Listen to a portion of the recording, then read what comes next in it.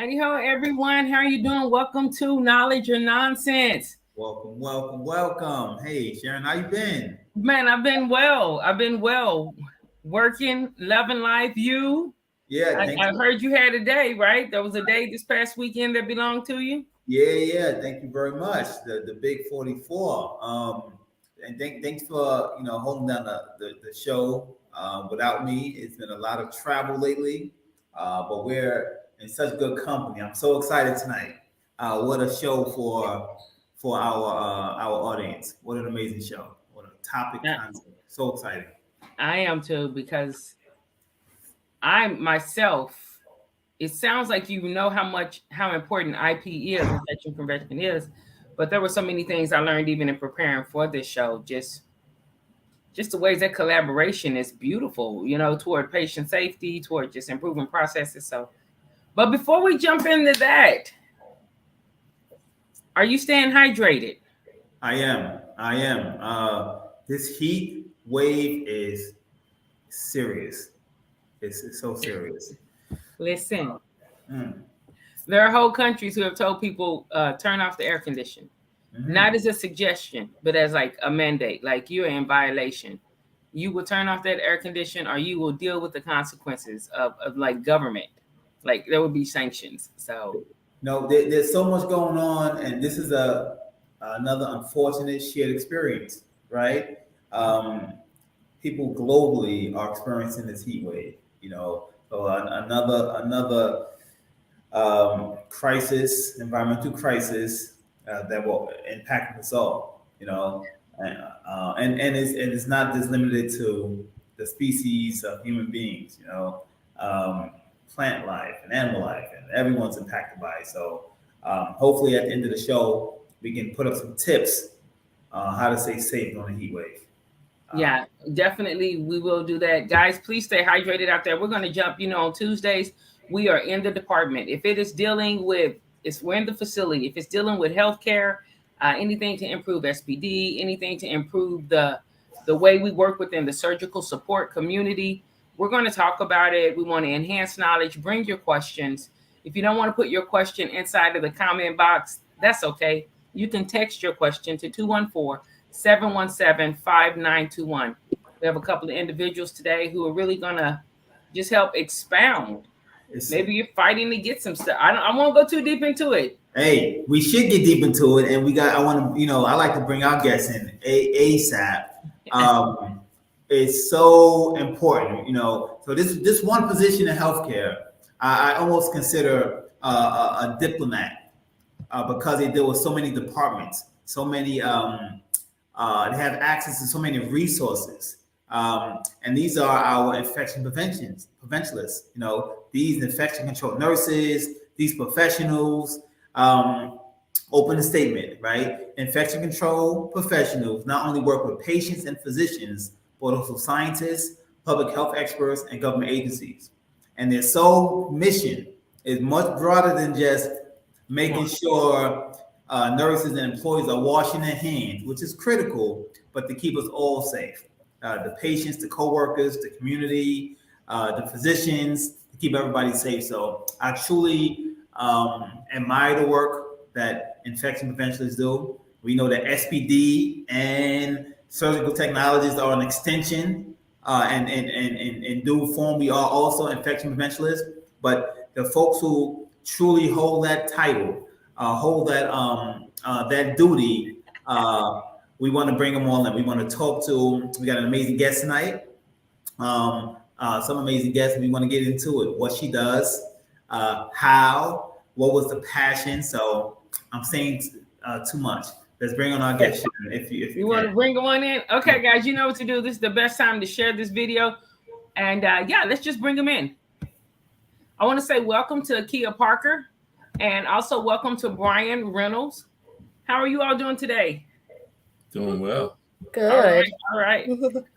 Guns blazing already. Let's do it. Oh, not guns. We live in America. Yeah. Brian Kia, welcome to the show again. Kia, we want to jump right in.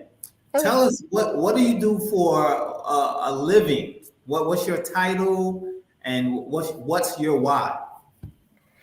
Well, currently I'm an infection preventionist, And why is because I'm concerned about patient safety. I've always been concerned about patient safety. What can I do? It part as part of a hospital, and what is my role? And even when I was in sterile processing, I felt like I touched the patient. What I did really mattered and affected their outcome. Wait, let's stop right there, because at the end of your statement, you just said something that just pulled in a whole nother community. So, as a sterile processing professional, I can also transition to become an infection control preventionist on a different scale. Yes. Because you're an example, right? Yes. Absolutely. So Brian, did you hear that? How now when we go back to redefine this career ladder, I don't know of any hospital that I've been in. I've seen some folks, technician, educator, manager, director, etc., surge tech, nurse, that angle. But I have yet to see a career ladder that say, hey, you know what? You can also become an infection control preventionist. So thanks for sharing that. Thanks for sharing that. Infection prevention. Tell us again, because I know as a former sterile processing technician, and always a tech at heart, and me and Brian would exchange this what the statement sometime. My closest ally in the entire hospital is going to be infection control. Yep. that is going to be infection control. Brian, why is that? Well, for me, with my infection prevention that's how I get things done. When I need people to understand the changes and the aspect of why we do what we do and the importance of what it is for the patient, that's who I go to. And you partner with them because the thing about it is they know the language a little bit better than what we do. And even if you do know the language, I guess because they stand on the same platform as most of the people that you deal with, they can get it done. And in a lot of places that I've been, when they speak, people listen because they can shut it down. Well, mic drop. Well said. Ms. Green Golden, agreed. You talking about a dynamic duo? If your infection prevention department and your SPD department has that working relationship, germs can't penetrate. We go way beyond clean, right? And are able to separate the knowledge from the nonsense. So it's a pleasure to dig in. Now, on that, Sharon, go ahead. You had something there. Well, I just wanted to ask, I know because recently, especially since the pandemic, there's been an uptick, it seems like, in the mention of IP and SPD together. Now, I don't know if it's always been there or if only managers and leaders really understood the importance and the strategicness of that collaboration between those two departments. But since the pandemic, it just seems like there's an uptick in articles and magazines and posting about IP and SPD and really the dance they do and how they should dance more together, like those partnerships. Have you all seen that as well? And two-part question, Kia, Brian, Luane, have you all seen that same uptick? And do you think it will continue after the pandemic fully ends? Like, what can we do to keep that forefront? Brian. In my experience, I've worked in the private sector and I also work for the government. So in each of the hospitals I've been in, we have always had that partnership to where we were able to get certain things done. I think during the pandemic, it just became more prevalent for their department as well as ours. A lot of people never really paid attention to what sterile processing said. We never really had a seat at the table. But once this whole pandemic thing came, we now it was welcoming to put us at the table because we already would, most of the stuff we were already dealing with. We already knew it. So, I think in some situations, yes, we panicked to a certain extent. But after we thought about it, it was like, well, wait a minute, we're dealing with this, and this. And one of the things that Ms. Golden always says, if you're doing the right thing the right way all the time, then when this occurred, what was the big uproar? Because if you were doing it right the first time, we didn't have that issue. But my IP area, they helped me get a lot of things done, and there was some firm no's that we were able to say no to because they backed us wholeheartedly, because they said, look, they're the professionals that knows this part of it, and we're going to stand with them. So I think I think more so now, people are really paying attention to the fact that when these people say what they say, they know what they're talking about. So I think it's going to be more prevalent now based on everything that we're dealing with. But it was always there in the forefront. It just wasn't being utilized or notarized. I totally agree. You know, Kia and Brian and Sharon, I know as a matter of just experience, whenever CMF, Joint Commission, DNV, the city, state comes to the hospital, usually the person representing the hospital is someone from infection prevention. They're on that squad. It's not always SPD, because the SPD is not always the cause. But if there's disease prevalence in the facility, something went wrong, infection prevention, again, like I said, that diplomat, because they have to be able to speak the language of a multitude of areas, is usually the one right up front. I think that relationship has always been present in some facilities, a lot stronger than others, but it's undeniably a bond. Undeniably a bond. So the question IP and me, for the I don't want to say average worker, but for the professional in SPD, not necessarily a director or even a manager sometimes, but for the professional who, you know, again, maybe they have 3 to 5 people in their department, and even though their title is a lead, they're really running the department. How can they partner? Like, what are some ways, Kia? What are some ways they can partner, leverage the relationship with infection prevention, like develop a relationship, like, you know, what Absolutely. Yeah. Usually in infection preventionists, we do rounds, like environmental care rounds, our epi rounds, to go to each department, you know, see their processes, how they work. You know, some things we may see and don't understand, we'll question, according to standards, CMS or Joint Commission or AORN, any, you know, of the agencies that are guiding us. But anytime, you know, if they have a question about something, you know, the thing is not to be afraid.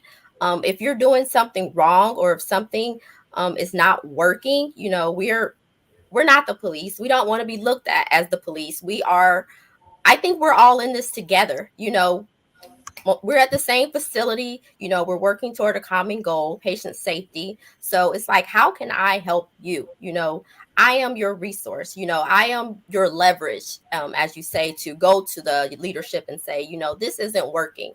They're doing, you know, such and such, or they need this piece of equipment, or, you know, they need maybe another FTE because, you know, they're not able to get this done safely, the way it should be done. So whatever we can do, and whatever, you know, processes we can institute, you know, operationally to help them work better, for patient safety, you know, that's what your infection preventionist should be able to do for you. Well said. Tony Thorman, partnering with IP has been beneficial in getting additional equipment and better workflow with facilities management. You must have them on your side. Hey, Tony, you know what we spoke behind the scenes? She was out backstage bragging who her mentor was. And she said, Tony, she dropped name dropping. He said, yeah, I'm Tony Thorman mentioned me. I said, oh, say less, as the young folks say, right? Say less. Yeah, you know what's interesting? At some point, well, some cities I worked in as a young technician, there was a fear factor with infection prevention. You know, we were generally afraid. We thought you was the popo, right? They say infection prevention is our department. Like, oh boy, what do we do now, right? Yeah. So we absolutely had infection prevention. Absolutely, well, when I was being groomed as a technician, before I had direct access to your department, there was a factor of distance. We were afraid. Brian, am I making this up? Did you ever experience that? They were like, it was like, nah, when you see them coming, it's like, oh Lord, what do we do now?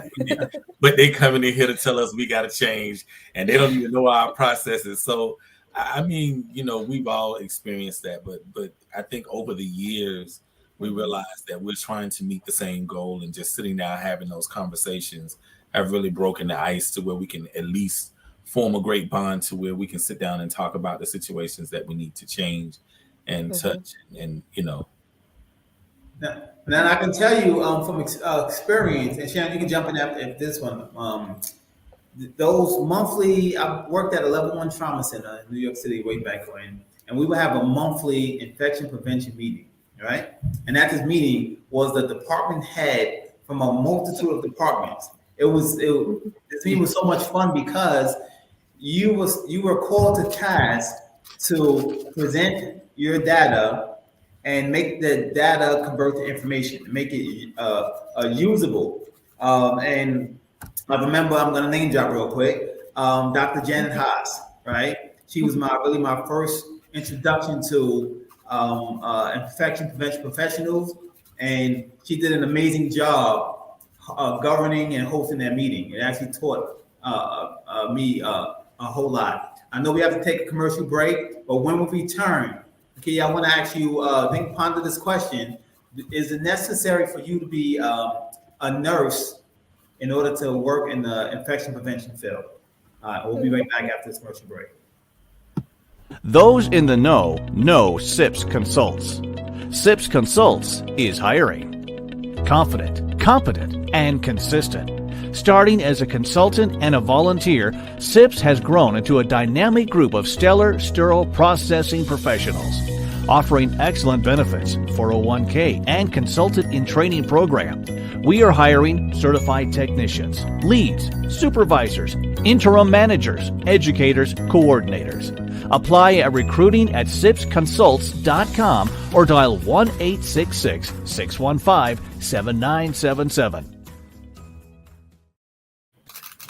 All right, guys, and we're back. Luane, I love that question. Thank you so much for asking it, because one of the main things we hear within the Tuesday show and some of the postings and interactions we have is, there's no room for this. There's no growth. You can't do anything. And I'm just like, I hear that, but I see so many people moving, growing, affecting. So back to the question you asked, if it was necessary to be a nurse. Yes, and do you have to be a nurse in order to be infection control professional preventionist? Historically, they have been nurses, but now, when people get into the department and they see, what a great role other departments play in infection prevention, we have such a diverse background of people in the infection prevention field. You have people from microbiology, people from nursing, people from central sterile, it's just public health. It's just, and it's good to get, those diverse mindsets to collaborate on, what needs to be done and what needs to happen in the hospital, and not just, one mindset of one field. So yes, absolutely. The sky's the limit. If, you love SPD, I would say, you can continue to grow in the hospital within infection prevention. Hey, I love this. So I want to ask this question for both of you. Both of you sit, Brian, past president of ISHM, board member, still killing the game with F.I.R.E, the large chapter of the year award winner. Kiyu, how do you sit in your role? You understand what I'm saying? Like, there's an influence. It's not just a task and job description. Patient safety is something from the inside out. It's you're going like helping to minimize infection and all of that. Like, it's how do you sit in that role? You get what I'm saying? It takes a village, and I'm gonna be honest with you. I've had a lot of people around me in multiple different places that sit in different areas that have gotten me to this point, and I'm grateful for it because they keep me humble. Several IP people that I know right offhand is Miss D. Neil Ferguson, and then there's oh my God, I can't. She used to speak for me all the time, and she would create these contents for me.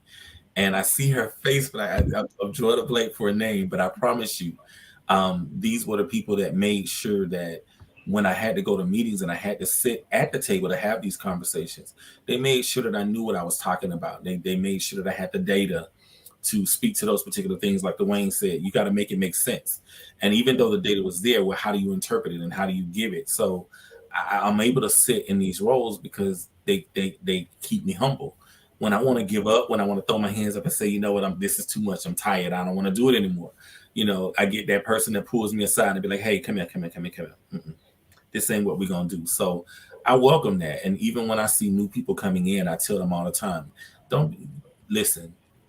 When you get that person to tap you on your shoulder to tell you what you may or may not be doing correctly, those are the people you want to keep. Them that's always in your corner saying, yeah, go do it. Nah, I want you to call me on mine, because truthfully, that's what makes me the better me. And it's going to keep me doing the right things right at all times. So I'm able to do it because of that. And I stand on their shoulders. When I don't have it, they push me up and push me forward to do it. And one of them is on here, Miss Arlene Bush. I don't care what it is. When she don't want to do something, she always pulls the president card for me to do it. But when it's something else that she want to do, then she'll go ahead and do it. And it's like, oh, you're not the president now because I want to do it. So I welcome that. And I'm grateful for those types of people, because they keep me humble, especially Dwayne, because he going to say something regardless. He going to pull my card. So I'm just grateful for that. I thank people for that. We have a whole tribe of accountability partners. I'll tell you that. Hey, Kia, so you have access as an infection preventionist to so much data, right? How do you just keep? I struggle for a long time just gaining some mastery on a small portion of the Amy standards.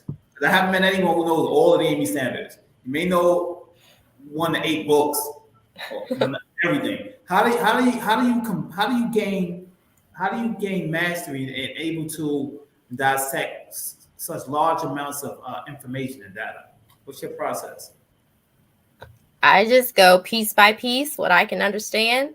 And it's like, for me, it's interesting reading. And like with Amy, and new technology that comes out, so everything is always changing and evolving, just making the process better, making it safer for patients. So it's like, okay, we're doing this like this right now, but what's going to happen in the future? How can we make this even safer, for our patients? How can we make this even less strenuous on our technicians, the way, they're working? Is it safe for them and what they're doing? So I love that, how, the process and it evolves. So I love learning new things. So just being a part of that is just, I find, interesting. Very interesting. I would love, I'm sorry, I have so many questions for this tonight's show. When I was just about to ask about rounds, Ms. Green Golden, because here we have an infection preventionist and SPD professional, right? My experience, you have some infection preventionists who they know enough to be, as we say, dangerous in SPD. They don't truly know SPD. So to have you round in our department, take us through how do you round? I would love to hear that experience. Just recently I had rounds in my central sterile department, and just me looking at it as a former technician, being on the other side, because some of the infection preventionists that I round with, they are nurses. They do have a nursing background, so they're looking at it through a different lens. Wow. So when I see things, I'm like, oh wow, we need to change this. Or like, okay, I see the reasoning behind why they're doing this, or it works for them this way, but we need to change a few things, and just to be able to talk to them and have that conversation, like, I've been in your shoes, but hey, you're the expert. You do this every day. You know what you're doing. So I don't want to come in your department and completely throw off your, whole process and say you need to change everything. That's not what I'm trying to do, but I do want you to be compliant. So how can I help you get there? What do you need from me? What do you need from us? Because I see what you're trying to do. Wow. Okay. So we're gonna just let that just settle for a moment. What she just said. What do you need from me? How can I help you get what you need, or how can I better support you in your role? Again, IP is not the enemy. They're not coming for reprimand and to tear down. And we're actually running the same race. We're in different lanes, but we're running the same race. Brian, I know that you have like mock surveys monthly. So is IP part of that mock survey when they're coming in and looking at everything? Yes, the IP person that we have now, after Miss Ferguson left, whenever something's coming, she's coming. She comes down and she has a conversation with me and Sam. She'll talk to us about what's coming up, what the situation may be. And just like Kia just said, each of us go to the area with different lenses when it comes to looking for certain things. And whenever she goes out on her rounds, she always comes and get one of us to go with her, because we're so used to going through, like you said, every month I'm doing an inspection from somebody being in the government. So you have to know what to look for, those particular things that, when you walk into a room, the first 5 minutes of me walking into the room, I already see about 5 or 6 different things.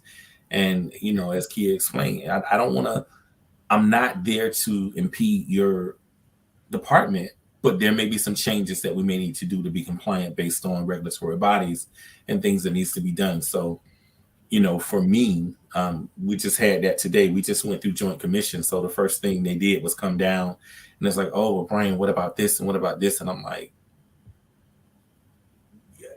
it's overwhelming sometimes, but it's a good overwhelmingness because it lets you know what you need to do. And as Kia said, it's just knowing. You have to know that you know what's written, because it's not what Brian said. It's in the policy. Here it is. So, And you know what, Brian, you actually segue to Sarah B's question.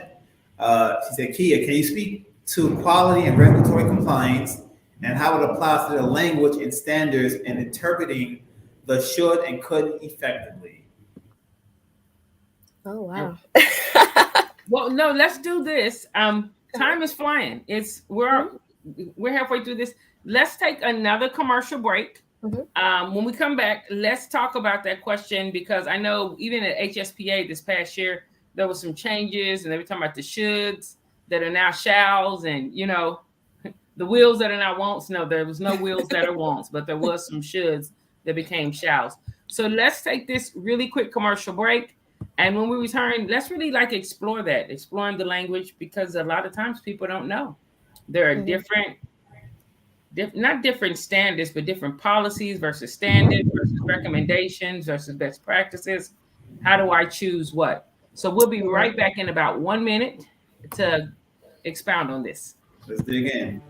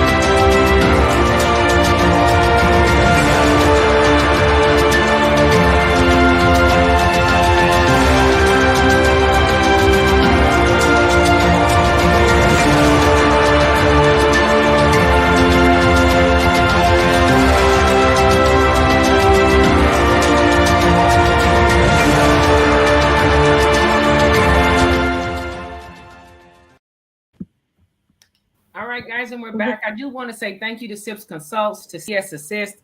Thank you to UCDI leadership for continuing to provide visibility, support, and sponsorship. So Kia and Brian, Brian, just because your name wasn't in the front of that question, don't think we're not coming to you. Can we speak to quality and regulatory compliance and how it applies to the language and standards and interpreting the should and couldn't? So maybe we start with the quality and regulatory language. Go ahead, Kia. Okay. I can't speak to the AAMI standards, but if you're following them, then you should be following them according to, what AAMI says. I know at the beginning of their standards, they tell you what the should and shalls, what they mean, and how you should be interpreting them.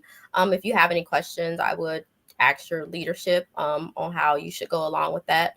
But if you choose to follow those standards, then that's what Joint Commission or other regulatory bodies are going to look, or, I would say, guys, judge you accordingly, as well as your, hospital or, accreditation, policies and standards.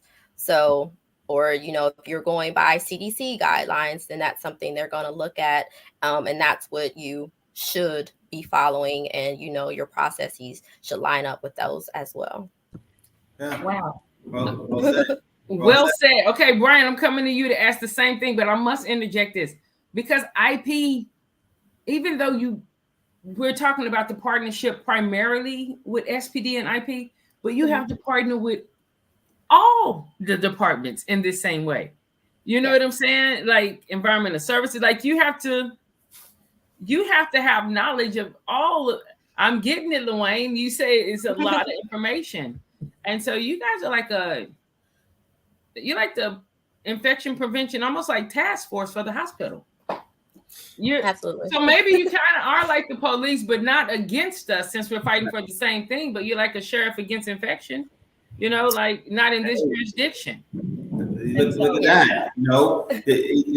Brian, I know you were called to the podium, but I just want to interject something real quick.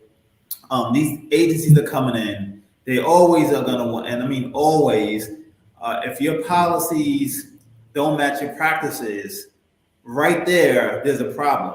Mm-hmm. You have this great, and if those policies are alluding to something mentioned in APEC or AAMI or ARN or SGNA, and you have it written down, if you acknowledge that this is our hospital policy, look at the header. It says hospital policy. Here's the author, here's the date. And then you look at what's in practice, and it's something you're doing that's not spoken of or identified in that policy, you have a problem. Mm-hmm. We can't even get to quality before you get past that huge void. Sorry about that, Brian. And I was going to say the same thing.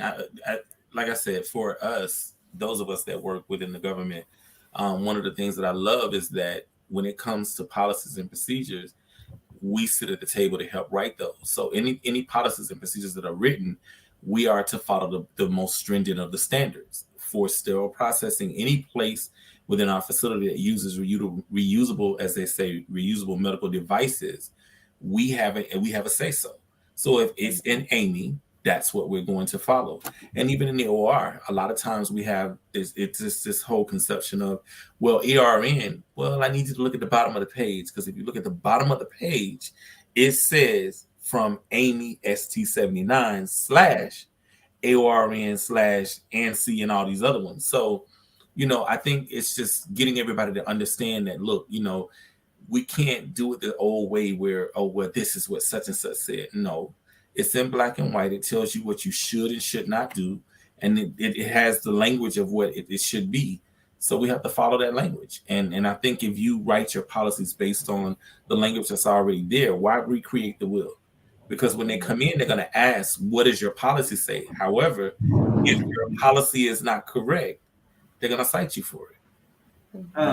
Brian and Kia, Tony is turning up the heat. I know we always have those questions. I'm still going to read it. I love where this is going. Yeah. Guys, put questions in the chat. Go ahead, Luane. Hey, Tony, I got you, sir. Tony, you're not right. You ain't right. You're not right. Which areas of the hospital do you feel is less compliant, and what approach do you take with them? Well, I can only speak Kids gonna have something different. In my particular area, we do the entire facility. No one does any type of reprocessing in the facility except for sterile processing. I can tell you that we have this department that's called medicine services. Ooh. They don't follow nothing. They do what they want to do. They come in, they use equipment that's expired that shouldn't be young. Listen, they have equipment that's been outdated 3 and 4 years ago, and because they feel it is viable, they still want to use it. However, you can't do any of the updates on it. You can't update any of there's no updates that's available, but because they feel like it's viable. And then when we tell them, no, you can't do it because I'm not a nurse, they don't want to listen to me. So they say, oh, well, we're going to continue to use it. But when Joint Commission comes in and they find it, I'm the person that you want to call to stand in and answer for it. I tell them, you don't want me to do that because I'm going to sing like a jaybird sitting on the wire with my feet dangling. I'm going to sing. So you don't call me up here. Okay, wait. I love that answer. I have to give an out to our panelists. We could preface these answers with, in my experience, it has been said. That way, although Brian, I'm a little late for you because you just, but hey, I love it too. It's the knowledge or nonsense. It's knowledge or nonsense. Nuts and bolts. Kia? Okay. I'm gonna take that this is in the area of sterile processing because, as was stated, infection prevention, we do touch all areas of the hospital. So in my experience, it has been said that some doctors or providers may be less compliant. Some of them, it depends on, what institution they come from, how they were taught. They follow their own set of rules, not knowing that, in the confines of a hospital, we do have regulatory agencies that come and check up on us and make sure we're doing what we're supposed to be doing.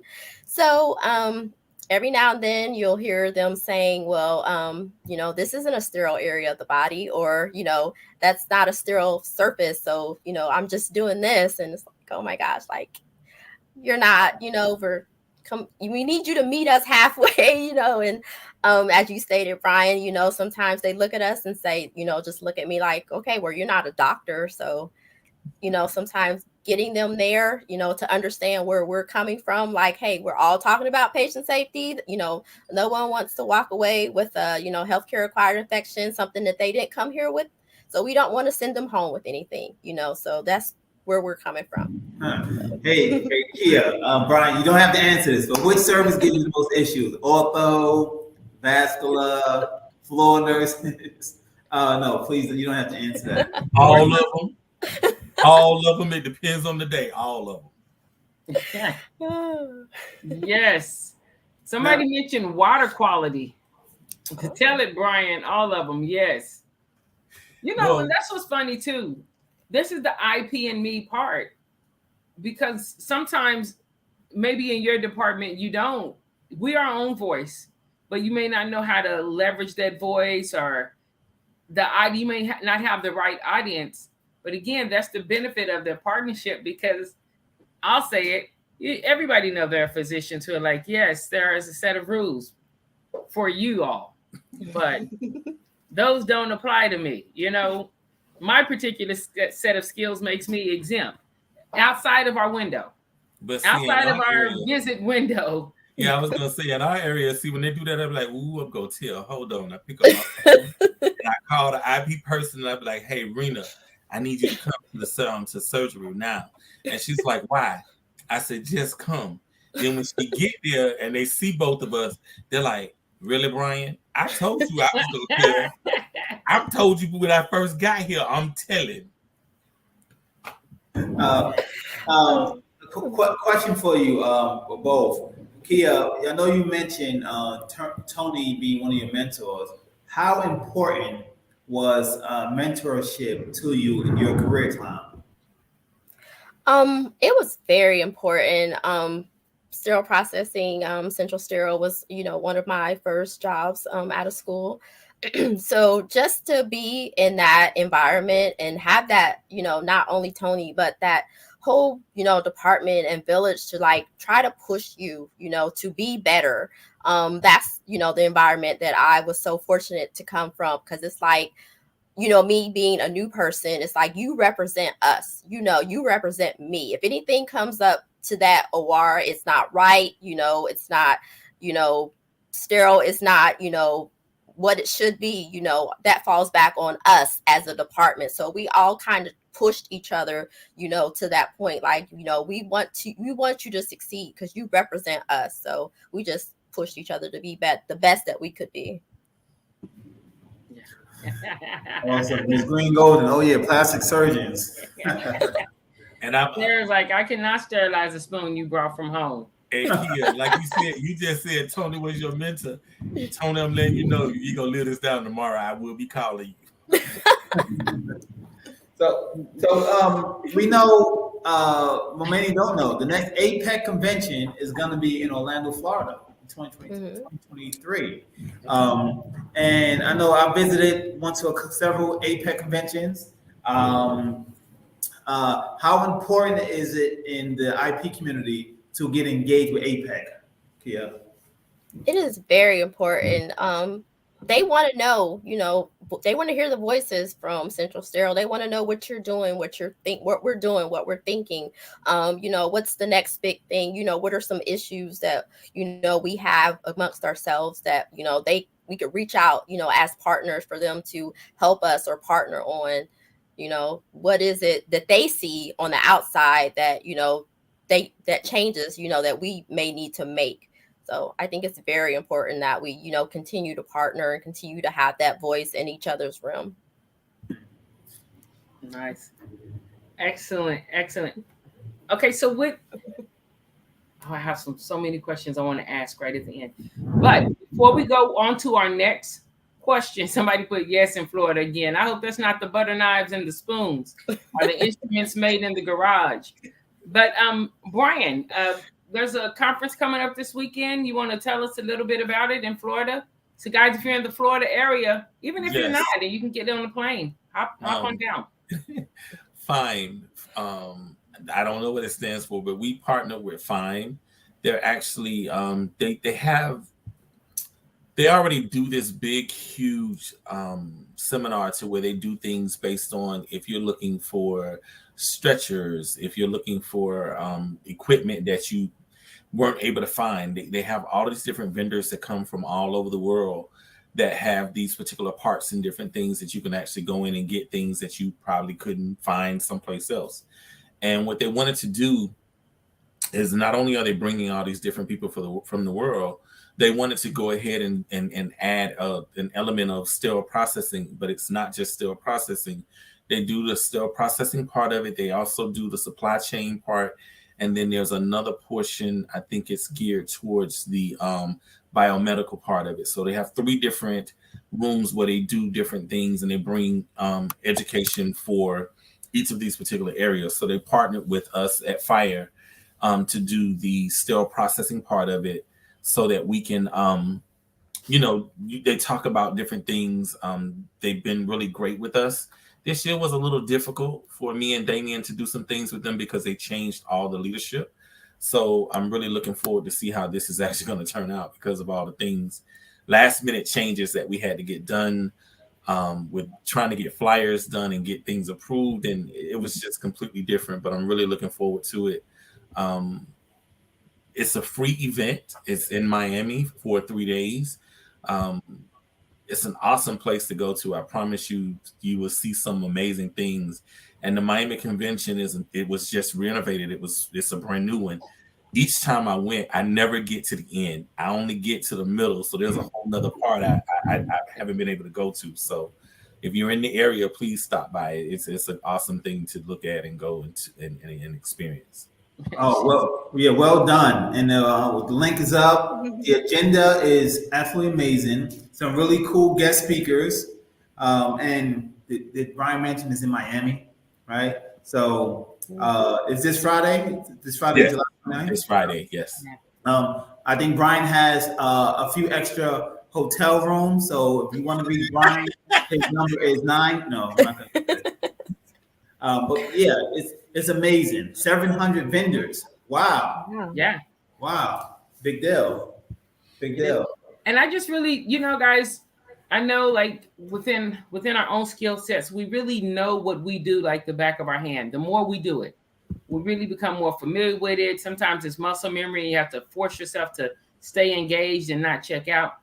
But when you go to conferences and things like that, it really helps enhance the understanding. It broadens the understanding. And I'm just a big fan of understanding makes the difference. Like, understanding makes such a huge difference in how you approach something, why you approach something, toward what end we're working, instead of just saying, well, we don't want any infections or we want to increase patient safety, but understanding like the processes and how these different things work together, which is why I'm like, go ahead, Kia, do your thing, like to be able to integrate all of this information. And again, not from a perfection place, like you said early on. I read it and I communicate what I understand as I'm reading it. So, man, understanding makes the difference. Don't be afraid to step out. Don't be afraid to learn something that's not just the cart washer. Don't be afraid to learn something outside of your department. Understanding makes the difference. It will enhance even maybe what you do inside of the department. I should get off of my. No, it's all, look, you said it right. It's all about collaboration, right? The top name of this show is IP and Me, right? IP and Me. And Me. And so it's a must that these two groups collaborate. If you don't know, as a cell processing professional, no matter your title, if you don't know who your IP colleague or neighbor is, shame on you, right? Take a walk. Go to the front desk in your hospital and ask them, where's the infection prevention department, and go meet some of your new people. And don't do what young Luane did when I was a tech. They're not popo, okay? They're not popo. They're not coming to ding you, as we say. They are coming to look out. You have a common interest, right? Stop the spread of infection. Common interest. So go find where these folks are. And also quality, that's another third trifecta, and that's where you can find your answers. Another cool, as you say, just car washer. Another cool. In some smaller departments that I've worked at, we didn't always have the resources to afford the AAMI standards, right? But guess who had the resources? Infection prevention. So a lot of the resources and tools you may need, it may not be available in your department. So you go to the neighbor's house. Yeah. Earlier in the show, I do want to say Tammy had asked about water quality. She just giving me a hard time saying, did you just say cart washer? But she had mentioned things about steam quality and water quality. So when the water quality is poor, or when there's like competing needs for water, and in older hospitals, maybe I'm the only, well, I'm sure I'm not the only one. Sharon Golden is on here. I'm not the only one at all. As a matter of fact, I'm probably speaking from someone else's experience. But, just even the times that they would use water, the times that they would do laundry, they would have to work around the times of steam sterilization because no one had put real true thought into like the water system or the water quality, how this was going to be used, how it's distributed. Like when there would be competing needs for the heat. Does infection prevent? Go ahead, Luane. You are so young, but the example you're using is taking us way. All right, we're gonna bring it back. It said we have to compete, but it's a statement. We've been there. Especially small facilities. But what's interesting about water quality? How many diseases or pathogens are directly impacted because of your water quality? Well, yes. Oh wow, that's a whole nother conversation. And you know what, Brian and team here, I think water. We don't have enough. My opinion now, we don't have enough water quality experts directly embedded in SPD. Right, the experts in a lot of our facilities.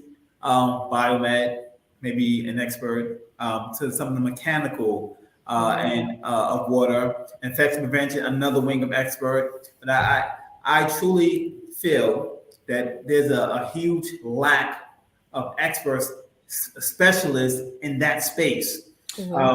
Brian, what do I you was think? gonna say, but that's changing, Wayne, because now what I can tell you is that I know that the TIR 34 is getting ready to be a actual standard. So I can't speak for the private sector. I can only speak for those of us that I know that are in the government. That's one of the things that we follow. TIR 34 came out, and it was like, no, not you. You should use this. No, you shall. So we have to learn it, and we had to go and we had to buy the things that were needed in order to be able to test it on our end daily, not monthly, not weekly. We have to test it daily, and then Biomed comes in and do their parts. So it is a partnership, and it's not just with IP. We also have to we have to partner with FMS. We have to partner with Biomed, because there are things that are happening in our departments now that before we weren't really a part of. We didn't have to do that. Now TR is saying, well, it's still TR 34 right now. It's saying that you shall do these things. You have to test the water daily. It gives you a min of what it can be. If it's over that, what do you do? Who do you call? We actually had to set up an actual policy in place to show all the things that needs to be done based on TR 34. So I understand your question, Wayne, but I can tell you that if we follow the standards like they say we're supposed to, then this is something that we're going to have to do. And a lot of people don't do it because they don't want to give you the body to do it. It's an actual body that's needed. You can't expect most sterile processing departments are already hurting at the seams. We're doing anywhere from 40 to 50 cases a day with 6 people. Really? And now you want to add and now you want to add the water quality to it, because that's now a must that needs to be done. On top of that, you want to add, we'll just say, some of the GI stuff. There's a difference that's coming in how you got to process that with 6 people, but we got to get it done because everything has to be done by 7:00 start tomorrow morning. Because if Dr. So-and-so doesn't have what he needs, the whole building is going to come down. So, and Brian, you know what you said, and no matter what instrument topic we're talking about in healthcare, it all leads back to water, every bit of it. What was interesting, and I know this could be a whole nother show, but I do recall being at that same infection prevention meeting, and some of the terminology at that time was like, what are we talking about? Legionella. I would find myself writing down these huge words, and to find out, for our sterile process professionals, you all are handling so many potentially infectious pions on a daily basis and have no idea until you have an idea. And this is where the mentorship, your certification, and studying partner with infection prevention comes into play. So I think as we dive into this water quality conversation, which is Tamara, you're 100% right, it's a whole nother show. Infection preventionists is a needed resource for our sterile processing departments. And I see Tim's question about how do we gain compliance. Well, one of the things that we did at my facility is that we brought everybody to the table. Somebody had to sit down and say, okay, look, we got to have this meeting.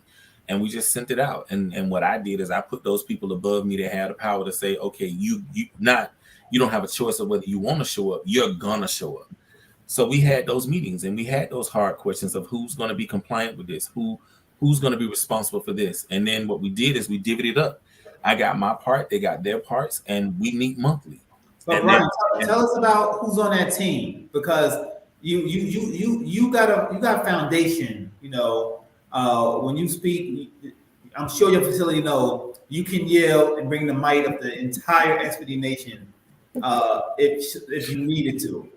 So we want to be careful. You don't want nobody. You're gonna be who paint the picture. Who's on this collaborative team at the table? Well, you have sterile processing. You have infection preventionists. You have quality management. You have, in our particular facility, we have the ADPCS. We also have the chief of surgery. We have the EMS because they have a part in this as well. We have FMS, we have Biomed, we have all of the key nurse managers in the areas that utilize water in their areas. All of them are a part of it as well. And what we did is we created boards, and these particular boards, you have to have somebody from your particular area that's there. If they're not there, if you don't send a designee, what they do is they come in and they audit it. How many times have you missed this meeting? If you missed this meeting more than 2 times within that year, you got to explain why you missed this meeting and what the problem was and why you didn't send a designee.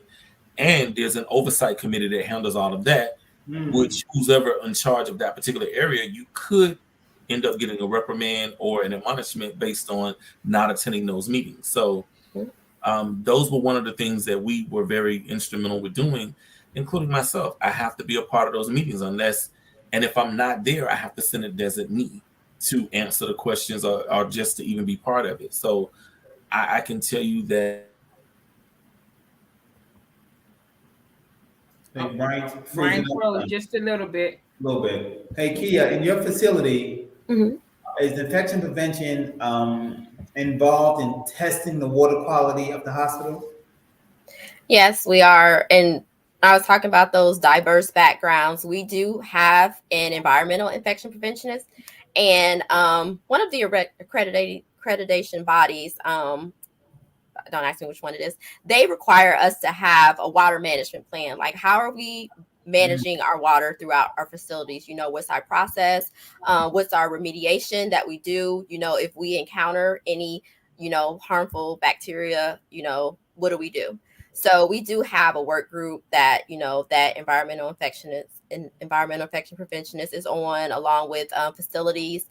And like Brian mentioned, some other leadership from, you know, other areas in the hospital, because it's not only important, as we know, to have good water quality and sterile processing, you know, way we, you know, rinse our instruments, but just throughout the hospital in general, you know, what are our patients bathing with? What are they, you know, drinking? You know, what are we, you know, especially important for our high level disinfection, you know, when we are, you know, high level disinfecting those instruments, what's the water quality that we are rinsing with? You know, we all know that the water that comes out of our tap is not sterile. So, you know, it has something in it. It's just like, you know, what level do we consider acceptable? You know, what are we going with, you know? So that, yeah, water quality is beginning to be a big, you know, hot topic.